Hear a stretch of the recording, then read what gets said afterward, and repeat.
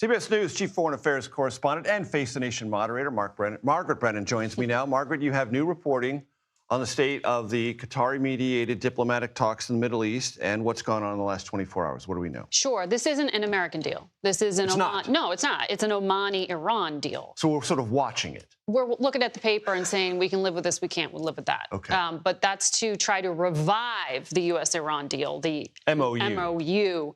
This is just about Article 5 within that MOU. This is just to get ships going in on the Iranian territorial waters and ships exiting on the Omani territorial waters. But the reason this matters so much is it comes down to Iran having a semblance of control over the Strait of Hormuz. If they have advance notice of the vessels coming in, if they are, as I'm hearing, going to be allowed to continue to sell oil after this is resolved, that gives them money back in their coffers. There's a lot of concern from our allies.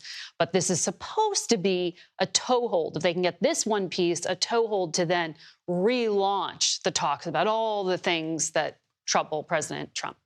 We're going to get to wrongfully detained Americans in Iran. It's important in just one second. But I saw some reporting, and please help me understand how valid it is, that this Omani-Iranian thing has limitations on American and Israeli vessels?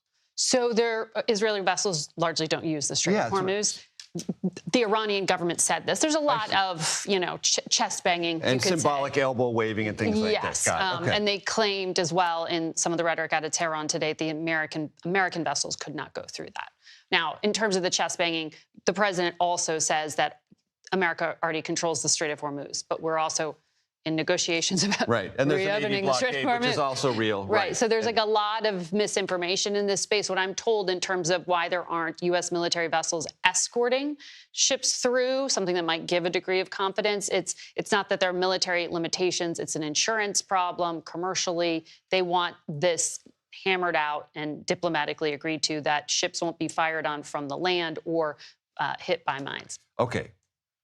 How many wrongfully detained Americans are we aware of in Iran, and what do you have new in this space? So there are 5 Americans who are trapped in Iran right now. 3 of them are under effective exit bans, meaning that the Iranian authorities are not allowing them to leave the country. And then 2 of them that we know of are behind the bars of Evin prison, that notorious prison known for human rights abuses. Those 2 are designated as wrongfully detained by the United States government. One of them is a nearly 62-year-old man, Kamran Hekmati, who is ill right now and had been allowed for a period to leave. He's back there. Another is a journalist. His name is Reza Valizadeh, and he is in this prison, has been since 2024, in part for his work. And the United States believes that they are wrongfully detained, meaning they're being used as bargaining chips. We have not heard the President of the United States say their names or publicly raise their cases. And what is so different here, Major, is that we're also not hearing from the Trump administration that they will confirm they've raised the cases to the Iranians. In the context of all these other conversations. In the context of all these things, which obviously the families are upset about and want to hear more. There's some disarray within the infrastructure that's supposed to be there to support hostage families as well. Unclear who's in charge of that. But when it comes to Iran, everything seems stuck over at the White House right now. I received a recording from inside Evin prison. This is the second one I've received from Reza Valizadeh, and I want to play some of it for you. Please. We, the prisoners of Evin prison, have been denied access to the prison library and sport facilities for more than a year.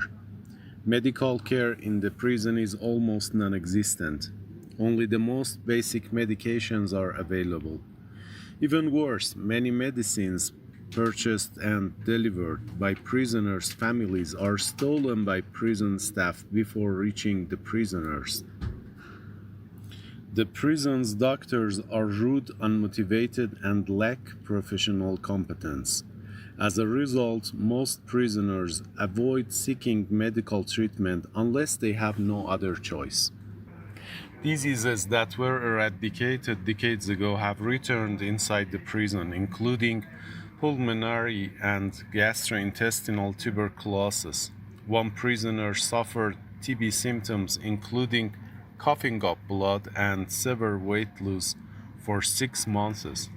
He was sent to a hospital outside the prison only when his condition became life-threatening. Before that, he had lived in close quarters with other prisoners for about 10 months. No one knows how many inmates may have been exposed to or infected with tuberculosis.